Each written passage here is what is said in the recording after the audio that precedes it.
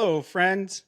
I'm Laverne Friesen, and this is True Emotion Dad, the podcast where we dive deep into real stories, healing journeys, and the powerful lessons we've learned along the way.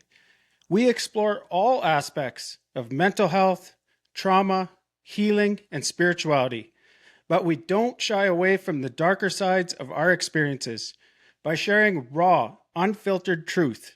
I aim to educate, inspire, and sometimes even offer a cautionary tale. As always, please be gentle with yourself while listening, as some of the topics discussed may activate uncomfortable emotions within you. I'm excited to introduce our guest today, someone I met a few years ago in the organization we were both peer support facilitators for. Rick Wennerstrom is a spouse of 40 plus years, a father of 3, a grandfather of 4, and now a retired firefighter and paramedic who made the switch to a first responder career after 20 years as a power engineer. Rick has also been a bar waiter, a bartender, laborer, truck driver, warehouse manager, office manager in his early years before seeking higher education and greater job stability. Rick was off the job 3 times with post-traumatic stress injuries, once as a power engineer and twice as a first responder. He now spends his spare time helping other people, especially first responders, navigate their own deeply personal issues and recover their identity while in the midst of post-traumatic stress by utilizing a technique called somatic experiencing. Welcome, Rick, and I'm so happy to have you here. How are you today?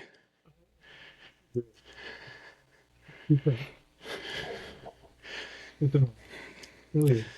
Well, thank you for being here. You had volunteered. You saw one of my posts on social media, and I was excited to have you because I always knew there was probably an interesting story behind some of this.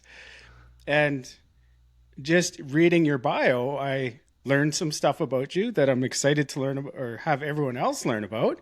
Thanks. Maybe start off to set the base for who you are today. Just a couple minutes on maybe your early years, your childhood, and the life before being a first responder. Sure. Well, starting off with childhood, it was. I'm not going to say it was easy. Yeah, it was. It was tough actually. I was firstborn of my family, first of 6 kids, and back then, having lots of kids was the norm. We had 6 brothers or 5 brothers and sisters. I was the 6th, and there wasn't much separation in age, so that played into my upbringing a lot. I started school when I was 5. They thought I was told I was given that you're gifted title. More on that a little later. And then I started early. So by the time I was into high school, I was the littlest guy there. I was like everybody else is at least 2 years older than me.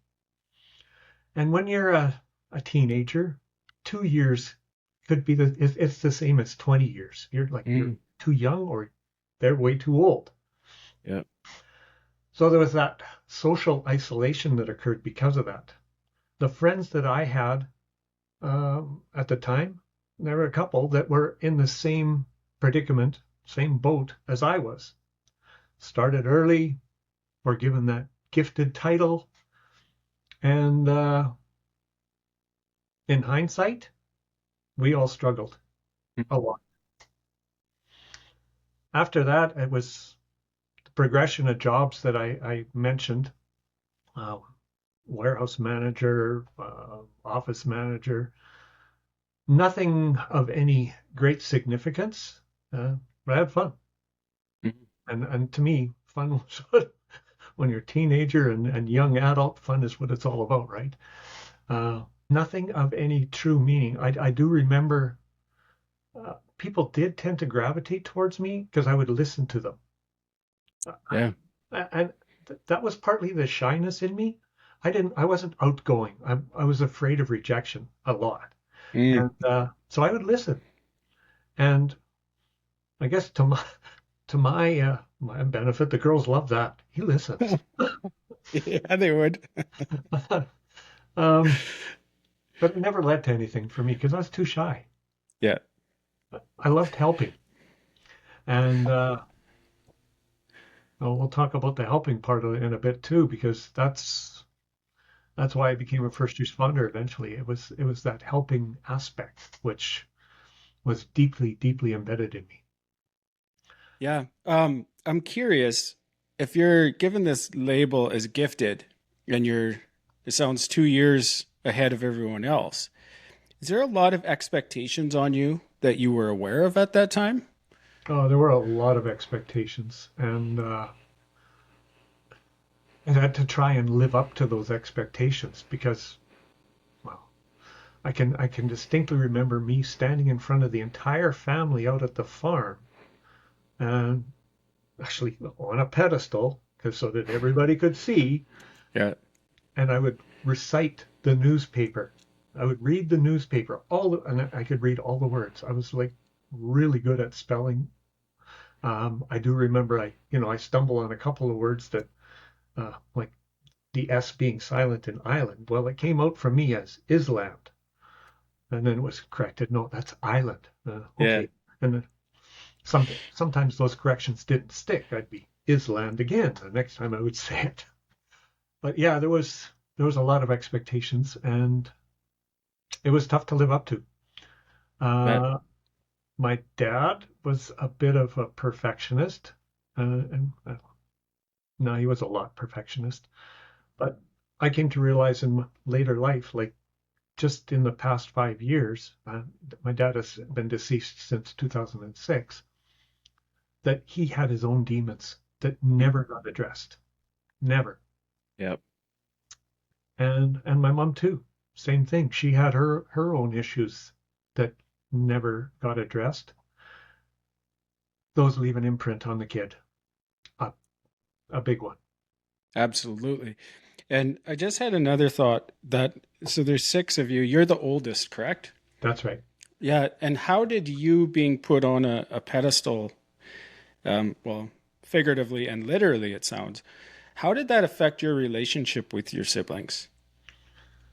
I was supposed to be taking care of them, but a lot of times I'm going to say S disturber in me, the shit disturber in me, would Yeah. stir things up and provoke things just to see how they turned out.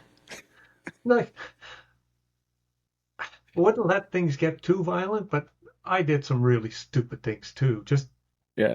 for my own, I don't know, I'm not going to say joy, but for my own experimental purposes. Like Yeah. sending my brother and sister down on a toboggan down a steep hill and having them sail over the snowbank and land in center ice on the Ooh. toboggan. Fortunately, they didn't get killed. They didn't get any broken bones, but they did get hurt. So that was a big fail on my part, and I learned like never do that again. That's yeah, Yeah. Yeah. It's funny those decisions we make, those things we do when we're a child, and we look back at them as an adult, and sometimes we feel guilty for what we did, or sometimes we're just like, "What the hell were you thinking?" But I believe that we're all doing the best with what we have, just like you mentioned your parents, right? Doing the yeah. best with what they had, right? So you grow up, you graduate school, you get into the workforce, and you have a bunch of jobs, and then you become a power engineer. What was life like for you, and who were you then? Obviously, looking back in hindsight at who you were, but I was driven for sure. I wanted to succeed, and with engineering, it had its definite ups and downs. It was in the early 80s, like 1980 is when I first went back to school. I was actually at SAIT in Calgary. Became a power engineer. Ended up with a job with Edmonton Power, as they were called at the time, working in a natural gas fired generating station. So super clean. However, um, it had its issues as far as chemicals and its own dangers. Nothing too critical though. I got put on asbestos monitoring because of it. There was a lot of asbestos there. Don't never. It hasn't affected me. I got monitored many years for asbestosis and no issues. So I'm no longer being monitored for that. But there were chemicals. I ended up becoming shift foreman. Worked my way up through that, um, and that of course has its own responsibilities. And I think I did a pretty good job at it. The guys respected me. But again, there were ups and downs. Like any job, there's always ups and downs. Did you find it boring? You betcha I did. That's right. Um, there was nothing, there's nothing tangible to show that of what you did, and that's Hmm. why I eventually ended up leaving it. You can't take a sample of megawatts home and show it here. Look what I made today. There's Yeah, none of that. There was a bit of satisfaction in knowing I kept the lights on. Yes, but yeah. that's all. And so to me, that eventually that wasn't enough, and I had to find something that would satisfy my need to help, my drive. Hmm. And I suspect I know where you're going with this. How did you settle on becoming a first responder, a firefighter and a paramedic, whichever came first? I ended up volunteering as a firefighter while I was a power engineer down in Hannah. It had a certain appeal that it had its hook, and Hmm. it got me. So I started there. There weren't too many calls. Like medical aid calls were almost non-existent back then, because there was more than enough ambulances and personnel. Not Yeah. like today.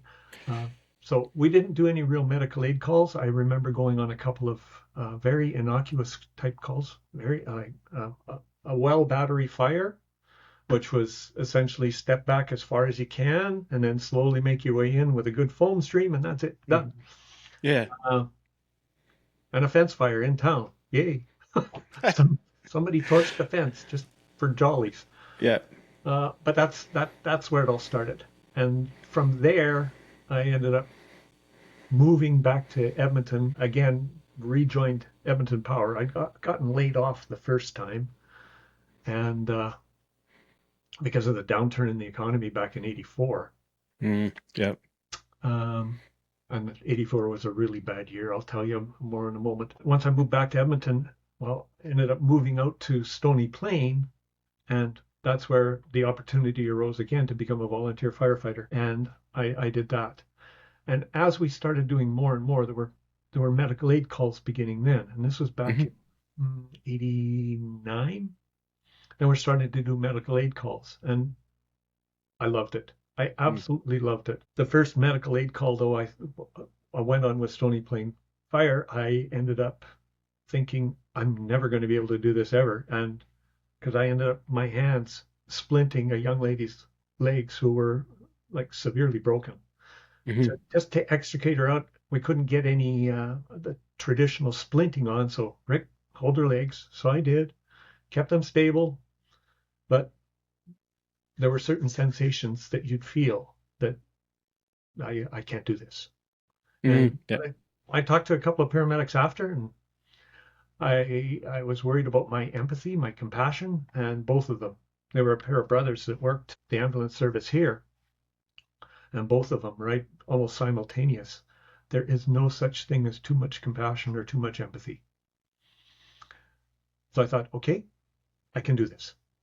And that's where I decided, made the determination to go back to school. And that's when I became a full-time paramedic. That's awesome. And I want you to expand a little bit on your empathy and compassion. Were you kind of like feeling sorry for them, the patient? Is that what you're describing? Not exactly feeling sorry, I could feel their pain more than anything. Mm, yeah. And then when I could feel Yeah, I'll tell you, it's like I could feel their broken bones rubbing together as I'm splinting. I thought, Yeah. I'm feeling more than just their pain. I'm feeling their body and what's wrong with it. And that part of it was at the moment, at the time, it was overwhelming. And that's where I Yes. thought, I can't do this. But having that chat, big 180, and I'm still here. That's incredible. And as you're telling that story to me, that seems like such an intimate moment with that person because you're feeling the pain, um, the emotional pain and the physical, like I guess deformities, what's causing the pain. Yeah. And when I first started, I masked everything, and I was cold, and I joked about it after I went through an eventual mental health crisis, and I kind of exposed myself and felt my true emotion. It was so hard for me to go to some of these things because I just I just wanted to cry with them, Yeah. right? Yeah. And There was that aspect too. And that's the empathy part coming yeah, out big time. for sure. So yeah, it's hard to compassion and empathy are very similar, but not exactly the same. Yeah, and I think you have to put boundaries on your empathy to protect yourself. Yes, indeed. And That and is maybe show compassion, I guess. And can you maybe just talk about that for a little more, because it's something I'm not sure that I was ever good at while I was still in the job. empathy is really putting yourself into the place of that person and feeling what they're feeling. Yes. Compassion is seeing what they're feeling and knowing how to navigate it. Yeah. I love that. Um, Before we get too much further in your career, let's go back to your personal life, maybe the early 80s, and I know there's a significant event in your life in 84. Let's kind of get into that a bit. Sure, yeah. 1984 started off really well. My wife was pregnant. She was due in late July, late July. But February rolled around and it was time for a company ski trip, which I went on with her blessing.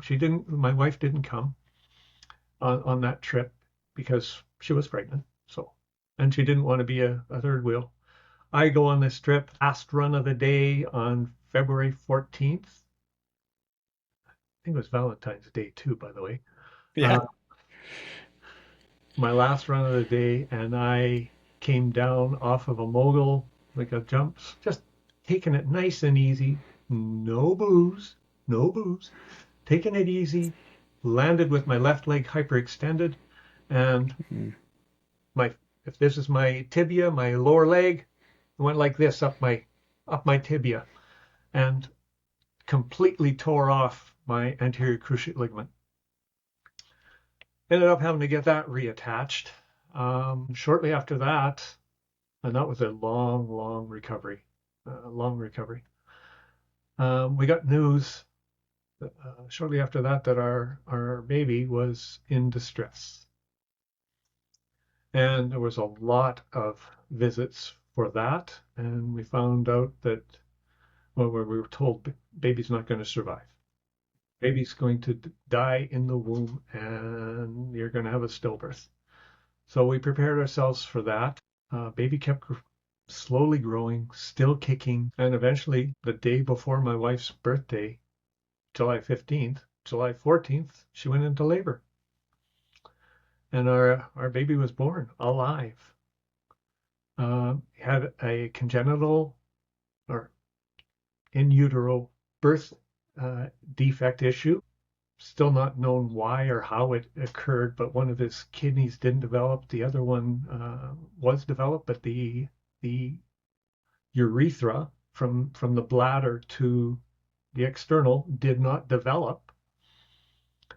So the bladder was super full. There was no amniotic fluid. That's when I learned that amniotic fluid is also ingested by the baby as breathing practice, and then they pee out the rest. They use it, but pee it back out. And the placenta also cleans it up. So it's not like he's swimming in pee all the time. Yeah. Anyhow, there was no amniotic fluid, so the lungs didn't get well developed. But he was born alive and got immediately into NICU, neonatal resuscitation area, where they tried to keep him alive. But he eventually succumbed to all of this and died quite a few hours later. Well, that was hard. So I was laid off, all this horrible news, and then baby was born and then died. So it was that was a tough year. 1984 was really tough. I can't imagine, as I listen to you tell the story, like you're grieving his death while he's still growing. And then there must be hope, right? Yep. Because he's still alive, right? And then that, I guess, final realization that, he's not here and he won't be in the future. Yeah. How did you deal with that? I should have gone for counseling, but I didn't. I thought I was okay. Yeah. I was trying to be strong for my wife. And yeah, I never went through it properly. I do remember we had a small funeral for him. Had aunts and uncles there. And, we often, back in the old days, lots of kids and all that. My parents came from big families themselves. And I had a couple of aunts there especially I remember from my dad's side. Oh, you can have another. Oh, he's in a better place. The stuff people said to try and console you that actually drove you deeper into a hole. Yeah. Because again, just we don't know what we don't know, and now we do. Yeah. Right. Yeah. Yeah. I can't imagine how that must have been. How did that, and I know there's a happy ending because you've been with your wife for over 40 years. How did all of that affect your relationship? It was hard at first. There was a lot of, because it was a genetic thing. Mm-hmm. Okay, it was finger pointing. It was your fault. But we ended up going to genetic counseling and we found out that it's something that happens. There's no rhyme nor reason to it. We both got tested. There was no genetic markers or anything like that. So that actually helped us both a lot, and we ended up, it drew us closer together. That's good. That's good because sometimes those things drive a huge wedge, and possibly could have if you guys didn't do the testing or the genetic counseling. Yeah. You had said that event, losing your son, made you realize something was missing in your life. Well, I had this hole, and I needed to fill it. And we can have more kids, and we did. So I need to have more kids. I want a kid so that we can love and share our love. And we ended up having another child just a year later. In hindsight, and hindsight's very smart, very, very perfect vision, we should have waited a little bit. Yep. Because that rainbow baby, that's what we call a child that's born immediately after one that's died. The way we raised our daughter had a big effect on her. And it's not positive, it's not negative, but it changed the way she could have been. We ended up, they say helicopter parenting. Well, that was us. Yeah. A lot in the beginning. So that had its challenge. That was full of its challenges. Understandably so, though. And Like, the biggest part of that hole was I need to help. I want to help. I have to be able to help. hmm And here I couldn't do it again. And that's where it changed me. It drew me down to a level I didn't really know I was at. That became my new operating level, my new normal. And instead of version 2.0, it was like version zero point 0.5, but I didn't know it at the time. hmm Can you expand on that a little more? Like, are you talking kind of depression or? Well, I never got diagnosed, Yeah. but I think I was at a level where depression was predominant. Um, right around then is probably when I started using alcohol more as a crutch, as an escape to numb things. And by the year, that was 1984, so by the year 2000, things were getting, it was almost every day I was drinking. Yeah. Well, if we backtrack a little bit, so in 84, you suffer this unimaginable loss. And then was it like 89, I think you said you started becoming a firefighter? Yeah, yeah. Yeah. And so did you find yourself when you became a paramedic and started work in the ambulance, did you find yourself drinking after calls or after your shift to kind of numb what you experienced during the day, or was it just you kind of needed to numb your life? More numbing of the life. And yes, it was after like I'd come home, even night shifts. Like to me, getting home at 7, 8 in the morning, well, that's my nighttime now. So yeah, have a beer, have two beers. Go in the hot tub and have four beers. Uh, and then it ended up as this progressively and slowly but progressively got worse and worse to the point where I was timing when do I have to stop drinking so that I won't violate regulations. And it was 8 hours before, like 8 hours bottle to throttle. You had to take at least 8 hours, 8 hours off. So I wouldn't let it interfere with me in that aspect. Uh, But but it was very self-destructive. absolutely, it's obviously having an impact on your life, and I can only imagine how it's impacting your family life as well. Yeah. Um, so I'm trying to set a timeline of your life here. So in 84, you have this loss, you have some children. When did you become a paramedic, or I guess back in that time it might have been EMT or whatever Yeah. it was, EMT but full time was 2002. okay, Or 2002. sorry, 2003. 2002 is when I finished schooling. 2003 is when I took the jump. Okay. And you said that you'd been off work while you were a power engineer for Yeah. post traumatic stress. Can you kind of describe how that happened from maybe your perspective then, but also looking back at it?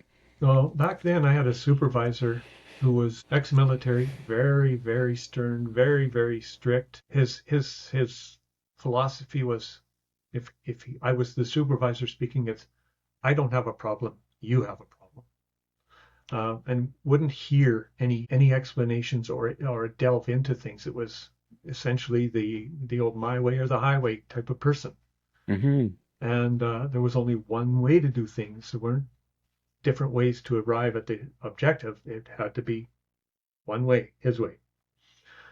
I was more of I'm not going to say free thinker, but there's always more solutions, and there are Mm-hmm. sometimes easier ways. But he wouldn't have that, and things came to a head one time when uh, he was absolutely like very micromanaging and directing me how to do my work, and I just had enough, and I decided I need to figure out how to deal with this.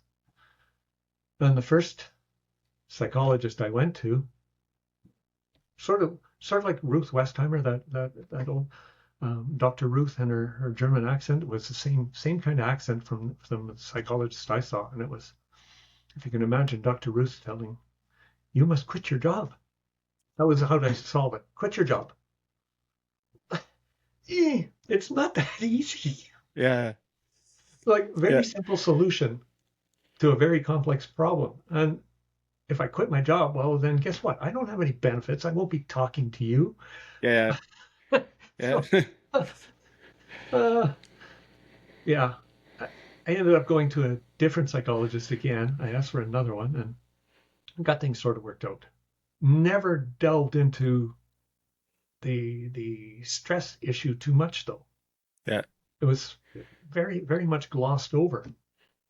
Hmm. I ended up going back to work and with some techniques on how to deal with this supervisor. And I wasn't the only one that had problems with it. For sure. I was control room operator at the time. I talked with other people and yeah, he's like that. Would I, and I don't really want to get ahead of the story here, but would I be correct in assuming that your supervisor back then was triggering your inner child about someone from your childhood? Yep, Yeah. that's exactly what it was. And because there was never anything that I could do well enough, never. And that erupted. Yeah. That's that's I believe that, so that's my story as well, in a nutshell. But I believe that everybody has that wounded child, and your supervisor back then was, it was his inner child that was that rigid thinking, and he's clinging on for control, Yep. probably because he never had any as a child, or whatever it might have been. So you come back to work, you're obviously disillusioned, bored, because we know how people like us are. You become a paramedic, you're drinking too much or you're drinking a lot. How does your EMS career go? His career went really well. I would inject myself into every single fatality that I attended, but I would And do you, it with compassion. I would do a, I would say a prayer. It wasn't to God. It was just saying a prayer to this for this person's soul to let them know they were not alone. that's beautiful. Thinking about it right now, it's still pretty tough. Yeah, yeah, that's But that was my way of, I'm not going to say protect myself, but honor the person. And by honoring the person, I honored myself. absolutely. Did you did your coworkers know that's what you were doing? Some of them did. Hmm. I tell them like let's go, Rick. No, I need a moment with this person. I find that so touching and beautiful, and um, I look back at my experience with fatalities, and I always, made a very dark joke or something to lighten the mood. Granted, I was not a spiritual person back then, and in hindsight, I almost wish I would have, so I could have dealt with it better. But we only deal with things with the awareness we have. Um, and a little off topic here, but like a lot of hunters are indigenous hunters. When they harvest an animal, they will thank it for giving its life to give them meat and sustenance. Hmm. And I think it's such a beautiful. Um, I can only imagine that if all the parents and all the family members of the deceased people you attended to knew that, how much comfort it would probably give them. I would also bring in family members to say goodbye to, Yeah. because to me that's something I was not afforded with our son. Yes. Yes. It's that it's that understanding that helps you be better, when we can understand just more about everything, I guess, really. That's very beautiful. How did that affect you, that career affect you? Uh, like from your point of view from that day, but also looking back, how did that affect you? It's probably one of the most transformative and biggest growth in me careers I've ever had. So some of the fatalities, yeah, they did affect me in hindsight. With fire, with I work with the fire department. I never had an issue with any of those really bad calls, if you will. None. And there were plenty of them. It's the EMS ones where you were hands on for half an hour, um, trying to save this person. And I know we all did the best that we could, and that was probably the saving grace, if you will. Mm-hmm. Um, it still takes its toll. And eventually there was like one day, I don't know what, I still don't remember what the details were, but I walked into the supervisor's office crying, just bawling my eyes out and saying, I can't do this today. I can't do this anymore. And I know the supervisor asked me what happened. And I'm like, what led you to this? And I explained, and I was just tears flowing. And the supervisor started, a male, started crying as well and said, we got you, Rick. Go home. And therapy appointments were set up and on from there. And I returned, like, there was a reintegration program. I went through that, convinced myself I was ready. I convinced them, the reintegration team, I was ready. And a couple of reorientation type shifts and back on the job. 6 months later, I was in a different supervisor's office and I was off again. And this time it was really severe. Mm-hmm.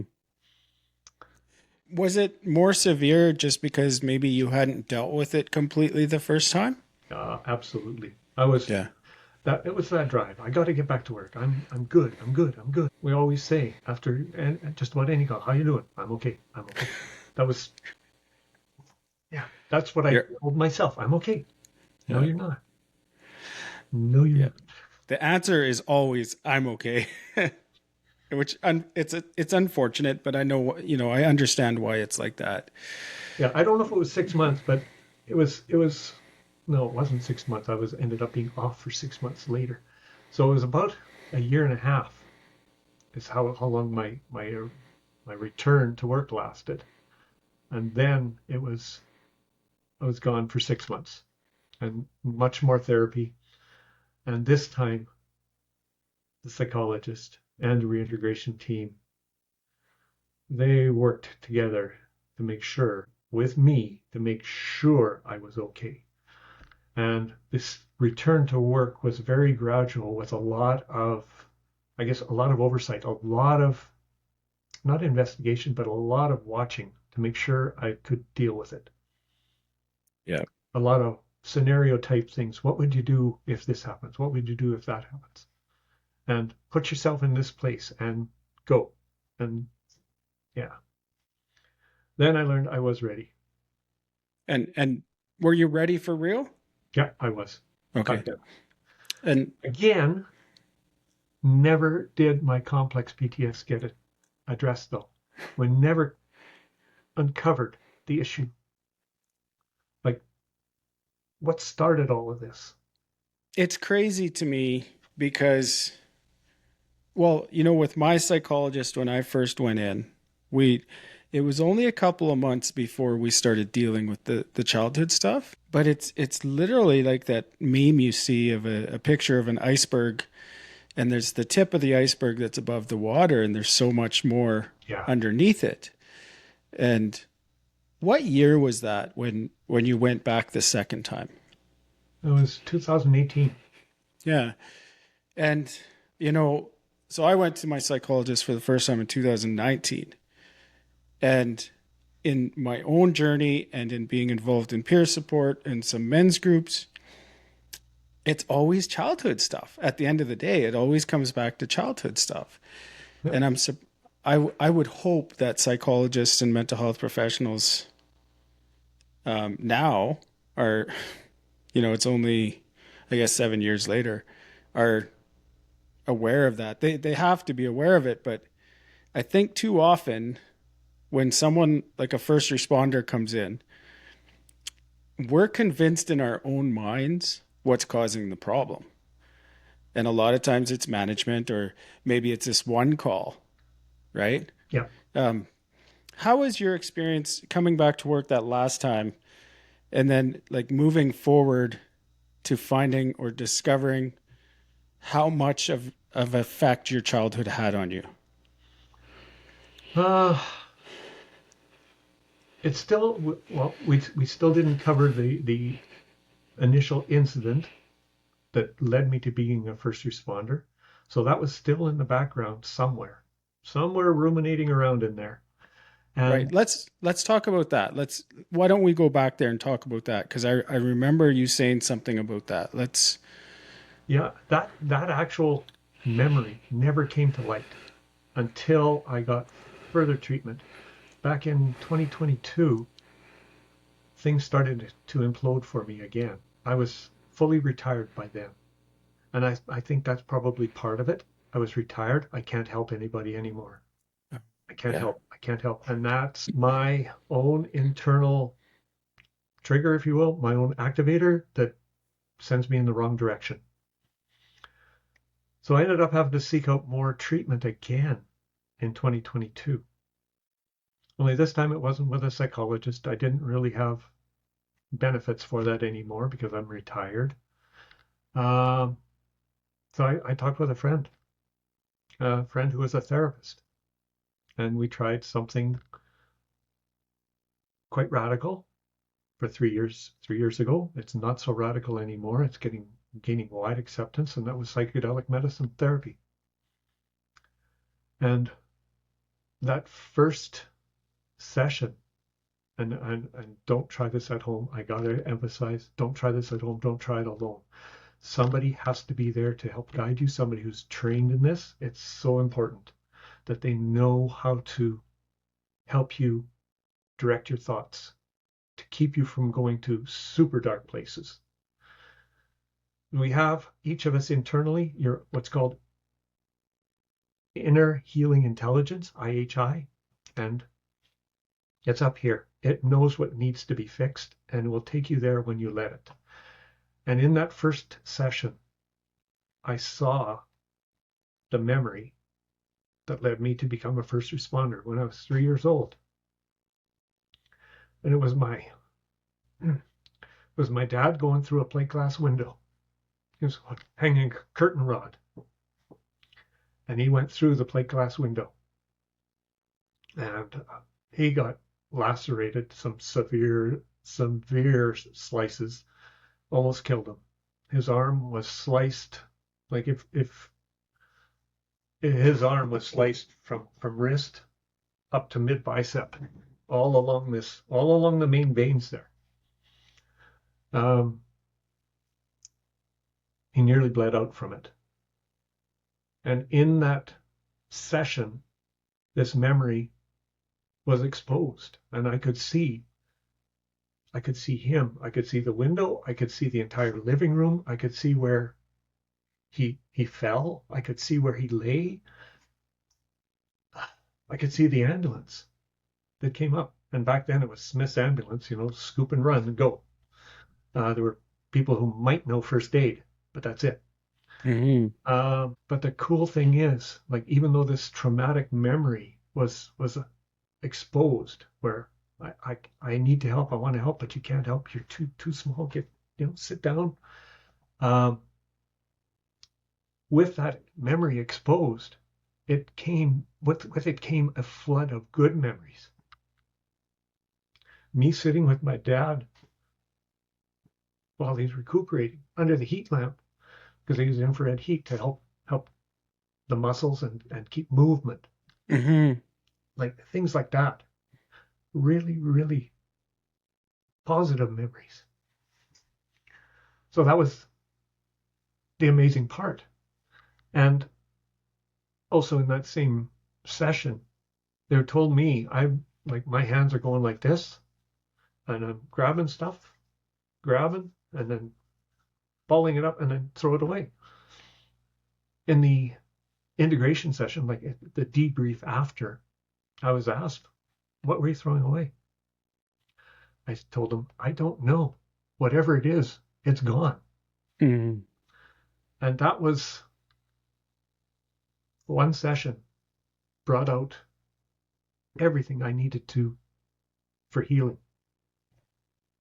Wow, that's amazing. And yeah, I can only imagine what the massive impact was on 3-year-old Rick, being helpless and then seeing, the heroes swoop in and save his dad's life, I guess. But also getting those positive memories. That was the amazing part. Yeah, I was just about to say that had to be more healing almost, Yep. right? And it's unfortunate because by that time, I think your dad would have been past several years already. Hey, Yeah. wow, that's a beautiful experience, and I want to reiterate what you said about having trained mental health professionals with you on a psychedelic journey because I've heard lots of horror stories of people regressing years because they didn't have that proper professional with them. Yeah. And plant medicine is a fad right now, I guess. It does a lot of good, but it also can do a lot of damage if you're not careful. Absolutely. A person has to have training. And because of my experience, I ended up taking training. And I've now become a somatics facilitator, as you know. That's awesome. Talk about that. Talk about that journey and your experiences in learning and in helping other people with that. Well, it's my experiences on learning have been really difficult because of what's going on up there. Just yesterday, I received a diagnosis. I've been wondering what the heck is wrong with me. I've been wondering that for years and years and years. And one of the things I'm really good at is procrastinating. That's probably my number one quality, procrastination. But I finally decided, find out what's wrong. And I got a diagnosis yesterday of moderate ADHD, Hmm. sprinkled with OCD and autism. Interesting. So learning for me is tough, but I did this course on the somatic facilitation. It was all online, but with, well, I don't know, there was 150 people on the course. So it was it's a really good course, a lot of interaction, a lot of great information. It took about 6 months. There's tons of homework to do. The online portion itself was 50 hours, but then there's probably another 150, 200 hours of homework to do, and a lot of other material to go through before you can get a certificate. It's not a license. It's not by any means. It's a certificate that means you've been through the training. But my training, I really took it to heart. It's to protect the integrity of plant medicine facilitation and to do it in a respectful, positive manner. There are people out there, as you mentioned, that they're in it just for the money. Mm-hmm. And it's wrong. If you ever contemplate going on a journey like this, ask what their certificates are. What is the certification for it? I know several so-called plant medicine facilitators just where I live. And I've been asked if I wanted to go on a journey, and I've declined every time because, well, the energy doesn't feel right. And that could be because they're not a trained facilitator. And that's where I won't do it. I won't do it with somebody right off the bat. I have an interview with them, interview first, and then a somatic session, no medicine. And then we'll discuss medicine journeys.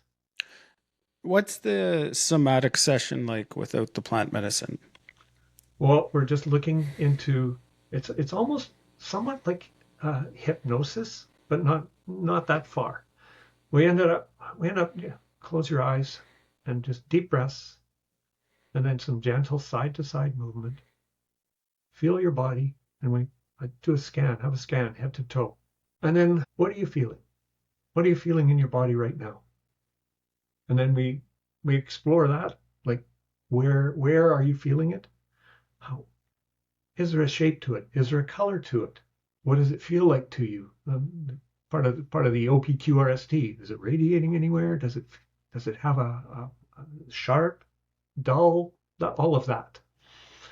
And then just explore backwards from there, where that sensation is coming from. That feeling and the sensation, where do they originate? And what is coming, what's arising that's causing that feeling? And then just explore from there. And often it can branch off into other areas, which is a good thing because there's more to explore then. Yeah. Where it stays there, that's fine too. It's just let's deal with this more.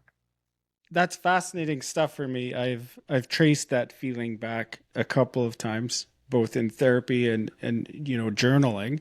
I guess journaling with meditation involved. What kind of psychedelics do you use and where do you get them from? Where do you source them? Well, the best one, the most common is MDMA or ecstasy. Hmm. Um, I get mine tested, and I actually buy it from a source online that I trust. Awesome. And I get it independently tested again just to make sure it's safe. Um, that's one of the key ones. Another one is psilocybin, magic mushrooms. Again, that has to be done uh, carefully, slowly, and it's not for everybody. No. And none of the medicines are one size fits all. Uh, Another one that's out there, of course, LSD, but that one is an all day thing, and that's that's more for exploration rather Hmm. than dealing with an issue. Right. How long does a MDMA or a psilocybin healing session go for? Those the deepest parts of it around 2 hours. Psilocybin the effects will wear off gradually after the 2 hours, so about maybe 4 to 6 hours depending on the dose that's taken. MDMA is usually done fairly quickly. After that 2 hours, then you're rapidly back into you're out of this altered state of consciousness or other state of consciousness and back to fully aware, conscious and aware. Kicker on MDMA, do not use MDMA if you have to work the next day or the next day or the next day. You need 3 days off of work minimum. Oh, wow. If if you're subject to testing, you will test positive for amphetamines, Mm. and that's after 2 and maybe 3 days. But yeah, 3 days is a must to be away, and of course the day of absolutely no driving for 12 hours.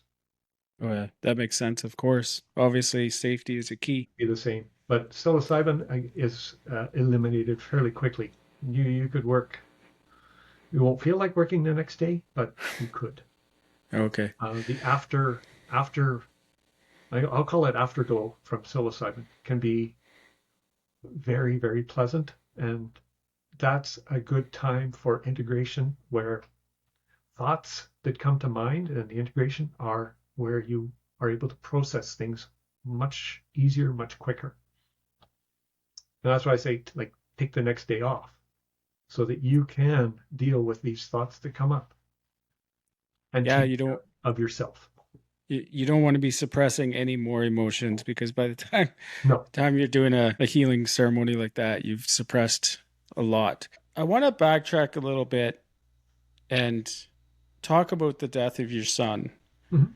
When did you realize that you hadn't processed that grief properly? Again, in that first session, that very first session where I saw my memory, I also got to see my son. Mm. And I was able to play with him, to hold him, and I knew he was okay. That's That amazing. is when everything that had been bottled up was gone. It was released. There were a lot of tears because that's one thing, and I didn't care. That's one thing under the psychedelic sessions. They get rid of a lot of ego. So fear, shame, regrets, they tend to evaporate. So you're able to deal with things very objectively. Mhm. There's no subjectivity involved. So I was able to very easily process that moment as a defining moment to be able to say, um, I'm giving you to the universe. And that's almost 40 years later, Yep. right? You've bottled it up for so long. And I think that's one of the things that I wish more men, especially men, understood is that we need to cry a lot more than we do. Yep. Like we need to cry all the time. It's very therapeutic. It A lot of is. studies have gone on as to what's in those tears, and Yeah. cortisol, the stress hormone, is one of them. Say that again. Cortisol is in the Stress tears? hormone, Yeah. that's released in tears. I didn't know that. Like I knew that I felt better every time I've cried, That's but why. that's amazing. And how many men today are just wound up so tightly because they're stressed to the max. Yeah. They don't know how to communicate it. And if they did know how to communicate it, they feel like they'd be seen as weak or lesser of a man if they did. Yeah. That's true. Yeah. And I can tell when somebody's been holding in a lot, because the guys who are not able to cry, once they do, it's massive. Like Mm-hmm. body shuddering sobs because they've never released it. Yeah. And that's another thing I found too. Uh, I did a subsequent session, and I wanted to see my son again. And I did. I also saw my mom and my dad. They were divorced. They got divorced in 1971, but they were together and hand in hand, my son in between, walking away. Wow. That was a super powerful moment that to me that meant we're all okay. We have you. And you can release the emotions attached to the grief Yep. of their losses. Yeah. So as far as Yeah. my mind, my healing intelligence is concerned, I don't need to go there because they're all safe. Mm-hmm. And right along, like it seems counter to what I believe, but back in '84, I lost my spirituality. It was gone because how could God let this happen? Right. And my leg, my injury, and so on. My job layoff, my all of that in the space of 6 months. Yep. So my spirituality was gone, and it never came back until probably 2022, and I got involved with teaching resiliency. Mm-hmm. And one of the components in there was we talked about was spirituality and how that's an important aspect. And I realized my spirituality is missing. So I actually adopted more of a shamanic lifestyle, ceremonial lifestyle. Yep. I don't pray to God in the traditional sense, but I pray to a higher being. I firmly believe that there is some higher being out there, and that spirituality component, it became, I'm not going to say central, but it became part of my life. Absolutely. I believe the same way or very, very similar. Actually, the podcast episode that I released or published today, I talk about two incidents that I dealt with 6 years apart. And one was where I randomly encountered a lady on a sidewalk at 3 a.m. And I realized that I'd been present when her 7-year-old son died. Mm. And it at that age, I was mid-20s. I didn't understand the power of that, but now that I have my own son and I understand what she was going through, there's no way you can tell me that there isn't something bigger than us involved in everything. No, I agree.